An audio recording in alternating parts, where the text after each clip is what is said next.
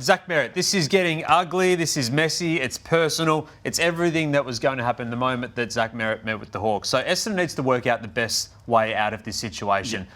For me, the worst case scenario is that he just returns to the footy club. There's a lot of best case scenarios, though, out of this situation as well. Find a way to get some multiple picks and good young players into your footy club and feel like the fallback is that the guy returns, he's just not captain. Yeah. And he's going to return and play well if it doesn't go through. So Merrett only wants to go to Hawthorn. There is no backup. There is no plan B. We spoke on Sunday in a column on Sunday that Adelaide has interest in Zach Merrett.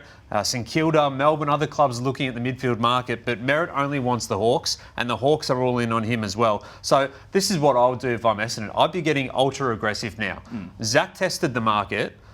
They should as well. They should be mature enough as a footy club. If he's mature enough and we're mature enough as an industry for him to be meeting with an opposite coach, then the other club should be mature enough to go and target other players and say, can we get in on this and involve a third or fourth club? If it's going to be Hawthorn, it's not going to be a direct swap. So we can stop looking at the ex-players from here to that club to make this deal happen. They should be dropping monster contracts all over the competition. It doesn't mean that you have to commit to every one of them. Be the disruptors and don't be conservative around this. Do you think they're already doing that? Well, I think they'd be getting proactive. You have to be getting proactive around it. And traditionally, Essendon's been pretty conservative on the long-term contract front and also on the money front. It hasn't been their way of doing things, but there's no point being the richest guy in the cemetery. So there's no point having the salary cap space and not using it. So even this year, Harley Reid, the option there for Harley.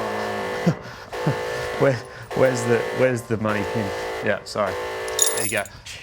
They weren't going to be in the Harley Reid chase because they weren't putting in the offer for him. So did they throw 3 first-round picks at Port Adelaide for Zach Butters? It's not going to shift Port Adelaide, but get into it. Do they have a crack at Joel Frazier, Jed Walter, these young players who are up and coming? Which under-24 players can they try and rip out of another club by virtue of Zach Merrett and the picks that they might get for him? So be aggressive. I like it because I don't think there's any point in Essendon going to the draft with 6, 7, 8, 9, 10, 11, 12, whatever the picks are. They need players to come through the door to help kickstart this rebuild. So I like it. Have you ever seen a situation like this before, though, where so many bridges appear to have been burnt that it almost feels like it's untenable for him to come back? I'm not a fan of the untenable thing. I think untenable is overrated. And it's a media thing. That's not a club thing. Untenable, he can go back and play. There's a lot of reintegration work that'll have to happen, though, if he goes back. No, the reintegration is if the deal's not done, we'll see you on November 20. Yeah. Well, I don't think there's an alternative, is there? Get the deal done or you stay, or you don't play for a year. Ultimately,